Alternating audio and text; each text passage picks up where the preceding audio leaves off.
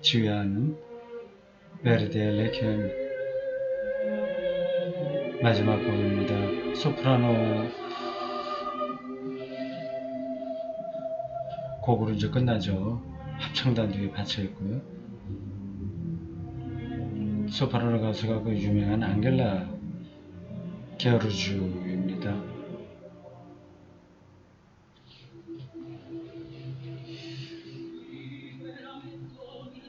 거의 다 끝날 때 다 됐습니다.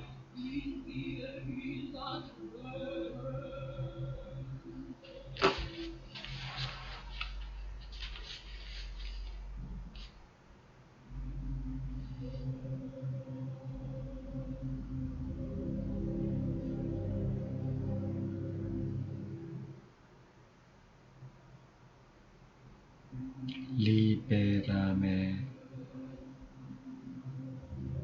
점점 작아지는 아바도의 지휘 모습이 보입니다. 이렇게 끝나네요. 장엄하게 끝나는 게 아니라 조용하게 끝납니다. 구원하소서 해방하소서입니다. 끝나는데도 박수 안 치고 지휘자가 어정쩡한 자세로 있어요. 한숨을 돌리는 겁니다. 한 30초쯤 지난 다음에 박수 치겠죠. 저 장면이 저에게 인상적이었습니다. 이제 박수 나옵니다.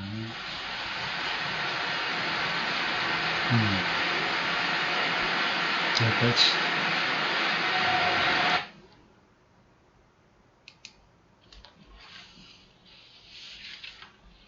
신의 인간 과학, 이 책 오늘 10일간입니다. 지금 이거 강독하는 시간이 날짜가 8월 1일입니다. 달력으로 봐야 되겠네. 목요일 8월 1일입니다. 오후 3시 넘었습니다. 주보 작성 끝나고 요거 강독 한 2개 좀 해볼까 합니다. 11번째인데요.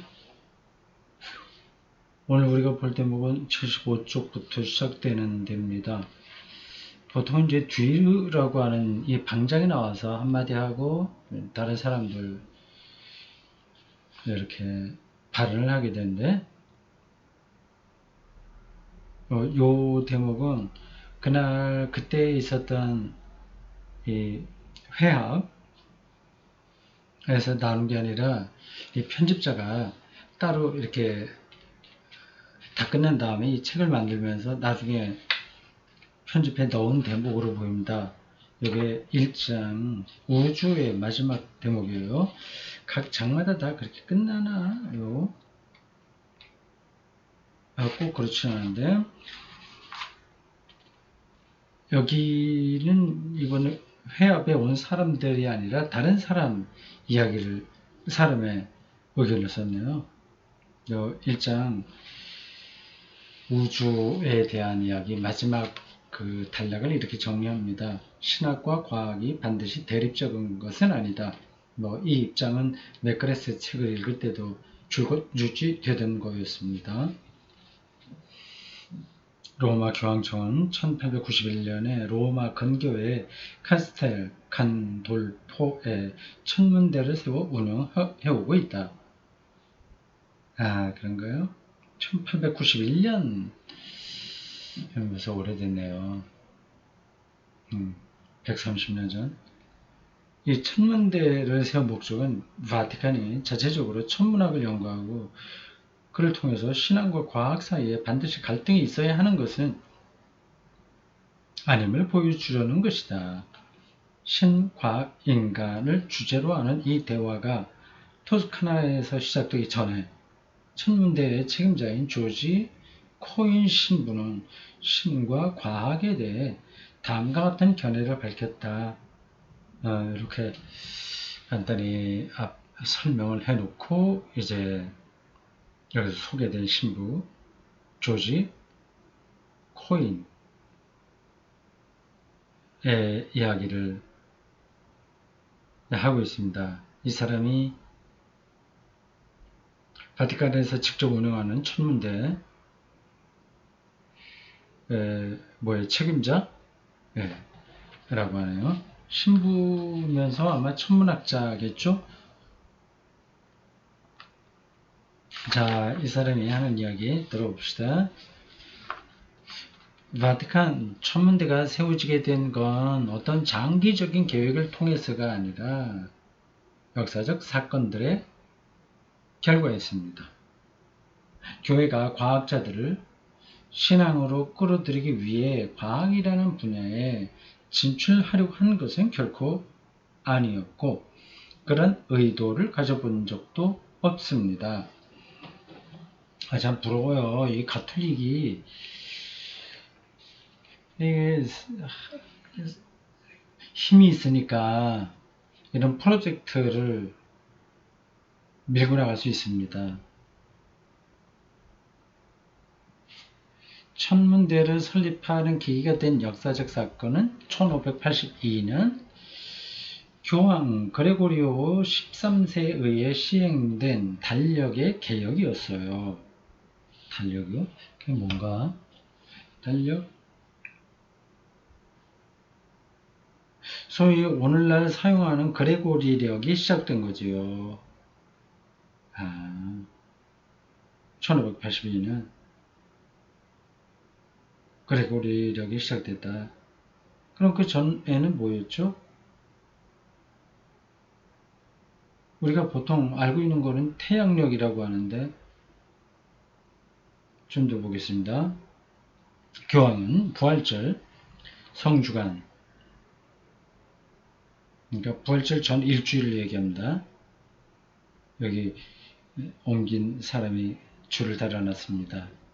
성주간, 회교의 라마단 등과 같이 원래는 봄에 돌아와야 하는 종교 행사들이 겨울에 치러지고 있었기 때문에 그랬나요?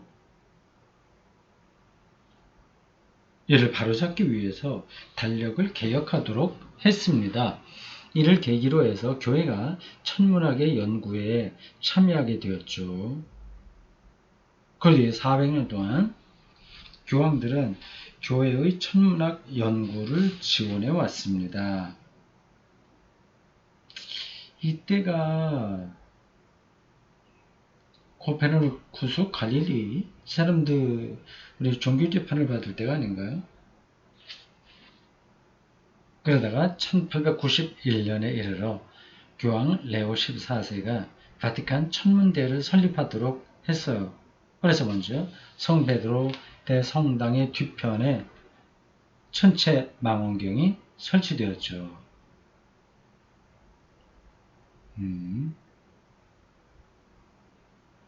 레오 14세가 천문대를 설립하도록 한 것은 선임 교황들의 오랜 전통을 이어나가려는 목적도 있었지만 무엇보다도 이를 통해서 종교와 과학의 갈등을 극복할 수 있기를 기대했기 때문입니다. 일찌감치 이런 작업을 했군요. 그래서 교황은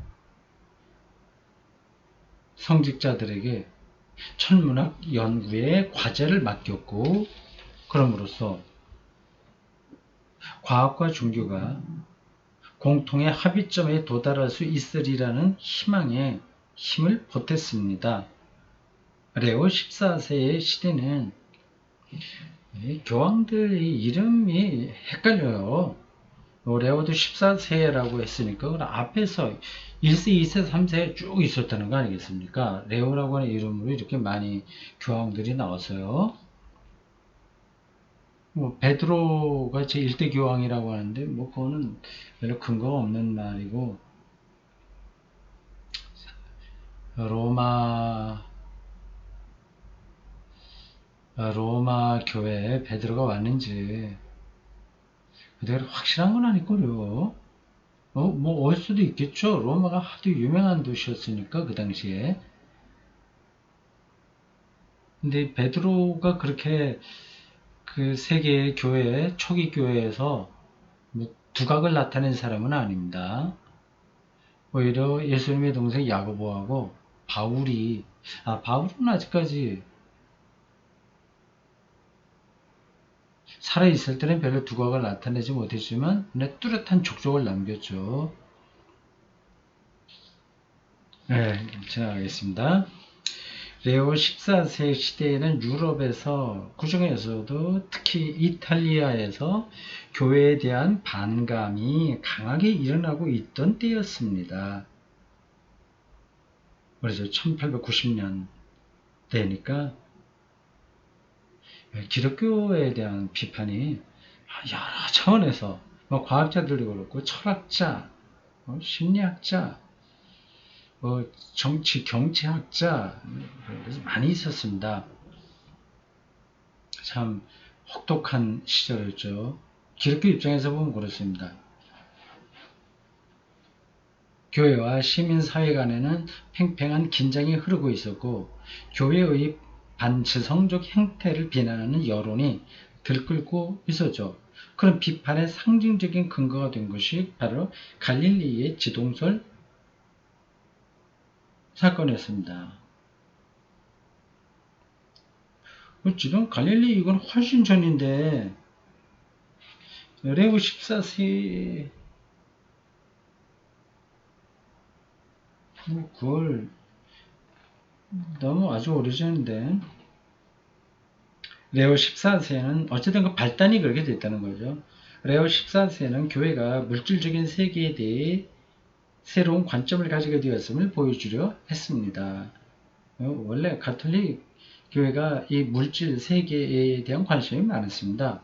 토마스 아퀴나스의 그 신학의 토대가 아리스토텔레스에 근거한 거라서 물질 세계를 중요하게 생각했습니다. 원래 그렇습니다. 네, 레오 14세가 조금 더 거기에 강조점을 뒀다는 거겠죠. 그래서 몇몇 성직자들에게 천문학을 연구하는 책무가 맡겨졌고요. 갈릴리, 뉴턴, 데카르트를 비롯해서 근대 과학이 태동하던 시기에 천재들의 삶을 살펴보면 그들이 상당히 종교적인 사람들이란 사실을 알게 됩니다. 그래서 과학자들이 종교적이었어요. 이 문제는 그 파넨베르크가 쓴 신학과 철학 거기 자세하게 나와 있습니다.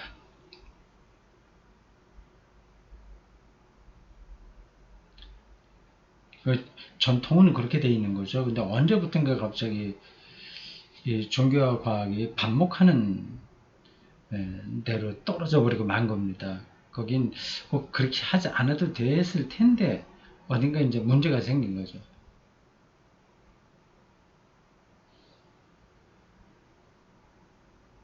바티칸 천문대는 바티칸이 운영하는 유일한 과학연구기관입니다. 천문대에는 조금 구식인 망원경이 2대 있는데 교육용으로도 사용되고 있죠. 여름에는 젊은 천문학도들을 위한 연수과정을 개설하고 있고 학생들이 정기적으로 단체 관람을 오기도 합니다. 1995년에는 목성 근처를 지나는 슈메이커 랩이 해성을 관측하기도 했죠. 제가 살고 있는 이 영천에도 보현산에 천문대가 있어요. 아직 한 번도 가보지 못했습니다. 참 이번 가을에는 한번 꼭 가봐야 되겠죠. 가을이 가장 별 관측하기 좋다고 하지 않습니까? 이제 대기의 수증기가 없어지고 맑으니까 보현산에서 별보기 축제 같은 것도 있을 것 같은데 이번에 한번 확인해 봐야 되겠습니다. 해가 질 때 녹색의 섬광을 발하는 이른바 그린 플래시 현상을 발견하기도 했고요. 그 현상이 착시에 의한 것이 아님을 증명하는 최초의 사진도 우리 망원경으로 찍은 겁니다. 그 이래로 그린 플래시는 지구 대기가 빛을 차단해서 일어나는 현상으로 설명되고 있지요. 몇 해 전 우리는 미국의 애리조나 주에 있는 사막에 초현대식 망원경을 설치하고 바티칸 첨단 기술 망원경이라고 이름을 붙였습니다. 참 로마 가톨릭이 만만치 않아요. 이런 아주 근원적인 데에도 비용을 쓸 수 있습니다. 개신교에서는 거의 불가능하죠. 바티칸 첨단 기술 망원경, 바티칸 어드밴스드 테크놀로지 텔레스콥. 이제 그 망원경을 통해서 해상도가 높은 아주 높은 사진을 찍을 수 있게 되었어요. 우리는 과학자입니다. 따라서 우리의 가장 큰 관심사는 연구지요. 예를 들어서 저는 소위 이중성, 별이라는 두 가지 별, 더블 스타, 육안으로 보면 하나로 보일 정도로 서로 가깝게 붙어있는 두 개 항성, 이중성과 그 질량을 연구합니다. 제 동료 한 사람은 천체 물리학이 전문인가 하면 은하계의 구조를 연구하는 친구도 있습니다. 그런 연구가 우리의 직무 중에서 가장 중요한 것들이죠. 우리는 신학과 철학도 아울러 배웠기 때문에 거기에 제기되는 종교적인 질문들에 대해서도 무관하지 않습니다. 역사적으로 과학과 종교 사이에는 언제나 대립이 있었어요. 그런 대립은 근대 과학의 출발과 더불어 시작되었죠. 그전에는 안 그랬는데 근대 과학 이후로 시작됐습니다. 당시 종교적인 심성을 가진 과학자들은 과학을 연구하는 것처럼 합리적이고 결정론적인 법칙들을 통해서 신앙의 근거를 설명하려고 했어요. 결정론적인 법칙들, 합리적이고 결정론적. 결정론적인 법칙이 사실은 없는데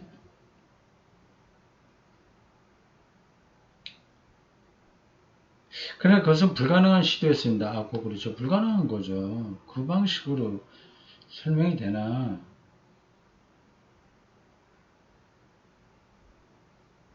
말 그대로 어떤 원인에 의해서 똑같은 결정이 나온다 그거거든요. 원인과 결과가 딱딱 들어맞는 거예요. 그런 노력이 실패에 부딪히자 무신론이 고개를 들었고, 그러니까 그런 결정론적인 걸로 신을 증명하지 못하죠. 그럼 신이 없는 거지. 이런 고개를 들었고, 교회와 과학 간의 대립의 골은 더욱 깊어졌지요. 저는 신부인 동시에 과학자이기 때문에 신학뿐 아니라 과학에서도 적극적인 극적인 변화들이 있었다고 하는 걸 잘 압니다. 이제 과학은 우주를 더 이상 자연 법칙과 같은 신이 부여한 계획에 따라 한치의 오차도 없이 움직이는 기계라고 생각하지 않게 되었죠. 그러니까 이 신론이 그런 입장이거든요. 그 원칙의 법칙에 따라서 이 세계가 잘 돌아간다. 그걸 창조한 신만 있을 뿐이지 그래서 간섭하지 않는다. 그겁니다. 이 세계를 그런 기계로 생각하지 않게 되었다는 겁니다. 과학계에서도 그렇게 보고 있는 겁니다. 오늘날 양자 물리학에서는 불확정성 원리, 하이젠베르크가 제청한 겁니다. 입자의 위치와 운동량을 동시에 정확하게 측정할 수 없다는 원리, 불확정성 원리, 그리고 복잡성. 이 복잡성에 대한 각주가 옴긴이에 의해서 여기에 나와 있습니다. complexity. 유기체의 자기조직화 과정에는 그러니까 사람이 유기체가 자기조직을 하는 거예요. 이런 형태로 몸을 이루고 있지 않습니까? 여기에는 수많은 화학 반응이 비선형적으로 비선형이 뭐예요? 선형적이라고 하는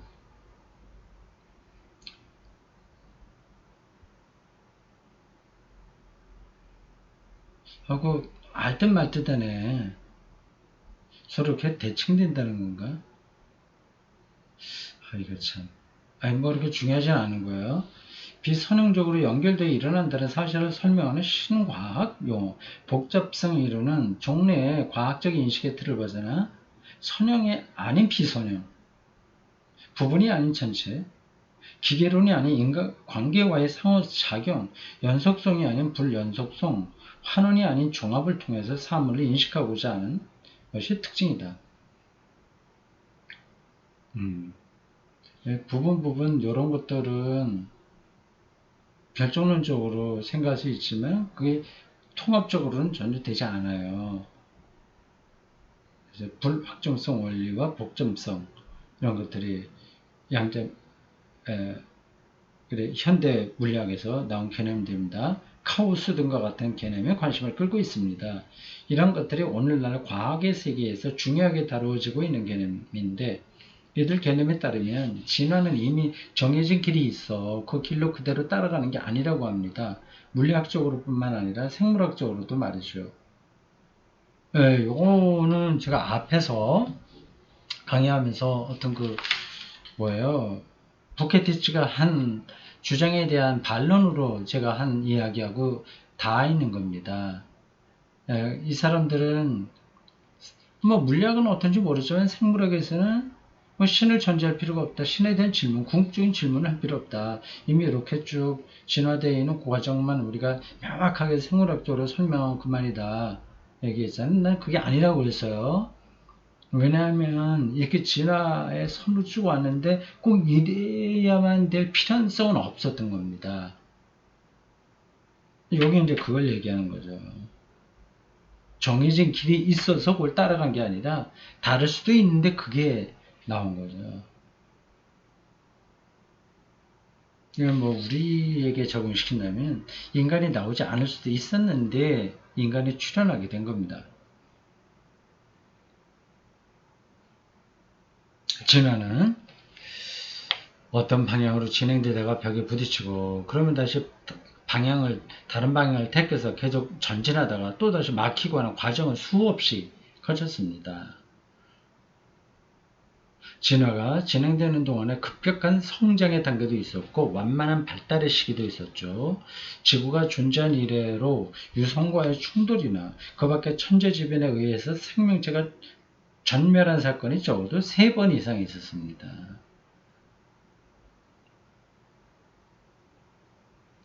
완전히 전멸했는데 또다시 나타나고 좀 특이한 거죠.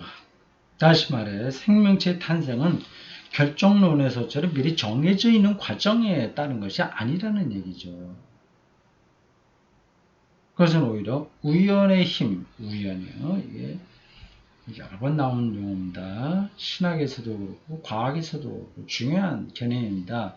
우연의 힘에 좌우되는 혼돈스러운 발생이었어요. 간혹 예로 드는 이러한 이야기도 여기에 해당합니다. 대구 센터 교회에 있다면 여기에서 만났잖아요. 신자들을요. 거기서 같이 신앙생활하게 된 그 과정을 거쳐 되돌아보면 이건 어떻게 결정되어 있는 게 아니라 수많은 우연이 반복돼서 일어난 겁니다. 그만큼 이 세계, 인간관계도 그렇고 물질도 그렇고 생명체계 모든 것들이 다 그렇습니다. 진화에는 일정한 방향이 있기도 하지만 우연히 일어나는 일도 많습니다. 따라서 진화가 어떻게 진행될 것인가에 대해서는 우리가 믿는 것처럼 그렇게 많은 것을 예측할 수는 없습니다. 다른 한편으로 신앙을 순수하게 합리적인 바탕 위에 구축할 수 없다는 사실을 깨달으면서 방향을 새로이 하게 되었습니다. 어떤 이론적으로 관념적인 걸로 이렇게 그런 게 설정이 안 되는 거죠. 그러니까 이거는 신학도 정말로 열려 있다는 의미입니다. 부활도 사실은 열려 있는 거예요. 실체로서 고정되어 있지가 않습니다. 그러니까 신학과 과학 양측 모두 그 얘기 나오죠. 개방적인 자세를 취하게 된 거죠. 이게 정말로 열려 있다는 뜻입니다. 개방되어 있다고 하는 게. 그동안 두 분야 간의 대화는 많은 결실을 맺어왔고 이제는 아주 다양한 내용으로 전개되고 있습니다. 우리 학자들은 그 대화가 학문적인 수준을 유지하도록 노력하고 있어요. 그 대화가 서로 다른 종교 사이에서 벌어지는 논쟁처럼 흘러가지 않도록 주의하고 있다는 뜻이죠. 서로 뭐 말꼬리 잡고서 싸우기 시작하면 아무런 의미가 없으니까요. 그렇게 될 수도 있어요. 근데 그걸 지금 조심한다는 겁니다. 과학 쪽에서는 생물학, 물리학, 천체 물리학 등을 연구하는 학자들이 대화에 참여하고 있습니다. 그리고 신학자와 철학자도 이 모든 분야가 공동으로 관심을 가지고 있는 질문을 논의하기 위해 자리를 함께 하고 있고요. 모든 분야가 공동으로 관심을 가지고 있는 질문이란 예를 들면 과학에서 생각하는 우주의 기원과 종교적인 혹은 성서적인 관점에서 주장하는 우주의 창조에 대한 질문 같은 거죠. 마찬가지로 진화라는 주제 또한 예전처럼 일방적으로 과학의 입장에서만 관찰하는 것이 아니라 신이 인간을 창조했다고 믿는 사람들의 관점에서도 다루십니다. 이렇게 다뤄지려면 이렇게 어떤 고착된 그 패턴 안으로 떨어지면 안 되는 거죠. 실제로 하나님이 흙을 가지고 무슨 그 조각가가 하듯이 흙을 막 빚어갖고 지금 현재 인간 모습을 만들어낸 것처럼 생각하면 안 되는 겁니다.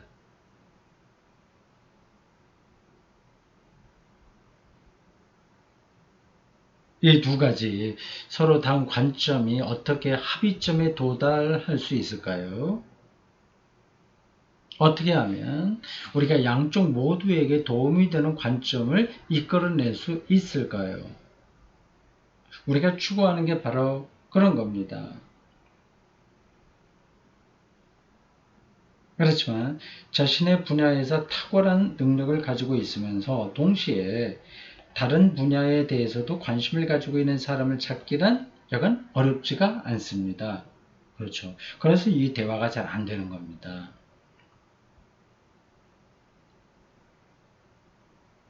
네, 여기 요 말을 하고 있는 이 학자는 하도 신부에다가 신학, 철학 다 공부하고 천체 물리학을 공부한 사람이라서 이런 일을 하기 딱 좋은 거죠. 그런 사람들이 종종 있습니다. 우리 개신교에서도 물론 있고요. 근데 많지는 않죠. 그런 연구가 필요합니다. 그런 종류의 대화를 만만치 않은 수준으로 끌고 갈 수 있을 만큼 여러 학문에 두루 통달한 사람은 극소수에 불과하니까요. 아니 뭐 그렇게 전문가처럼 목사들이 알 수는 없으나 최소한 상식적인 차원에라도 물리학, 생물학, 천체 물리학 이런 걸 좀 알 필요가 있죠. 양자 역학 개념을 알고 있는 목사들이 왜 이렇게 많지 않죠? 하지만 어쨌거나 그런 대화는 매력적인 작업이고 그런 전통을 계속 갖고 가는 게 우리의 바람입니다. 좋아요. 저도 여기서 박수를 쳐주고 싶네요. 네, 이 바티칸 천문대 책임자인 조지 V. 코인 신부의 신과 과학에 대한 짧은 견해가 여기 나왔습니다. 뭐 특별한 건 없어요. 우리가 이렇게 많이 이야기를 했던 거고 또 뭐 좀 어느 정도 알고 있는 바입니다. 요 뒷표지에 겉표지에 나온 글을 잠깐 읽어보겠습니다. 이게 어디 앞에서 다시 인용한 건지 아니군요. 동아일보가 책 소개하면서 쓴 것 같습니다. 여기요, 맨 뒷표지. 독일의 저명한 양자물리학, 생물학, 신학, 자연철학 분야의 권위자 5명의 토론을 정리한 이 책은 오랜 대립을 뛰어넘어 해답을 모색하려는 과학과 신학의 대화를 담은 첫 출판물이라는 점에서 커다란 의미를 갖는다. 또 방송용 대담이란 대중적 형식 덕분에 이게 방송용으로 대담을 했군요. 어렵지 않게 우주와 생명, 정신에 대한 양친양의 기본적인 입장차를 일목요연하게 정리할 수 있다. 사실 우주와 생명, 정신의 기원 같은 주제는 우주, 생명, 정신, 기원 같은 주제는 과학자와 신학자가 토론을 통해서 민주적으로 합일점을 찾을 수 있는 사안은 아니다. 그렇죠. 점자는 어투로 서로 존중하는 토론이지만 책의 행간에는 깊은 차이점, 심연, 반대하는 그리고 서로 건널 수 없는 심연이 드리워져 있음을 쉽게 확인할 수 있다. 하지만 이 책의 독법은 무엇이 정답이고 오답인가를 찾는 퀴즈풀이가 아니라 자연과학과 신학을 뛰어넘는 엄밀한 지식, 이게 가능성을 찾는 이럴 것이다. 동아일보의 책 속에 실려 있는 거군요. 정확하게 요약을 잘한 것 같습니다. 자, 오늘 여기까지 하겠습니다.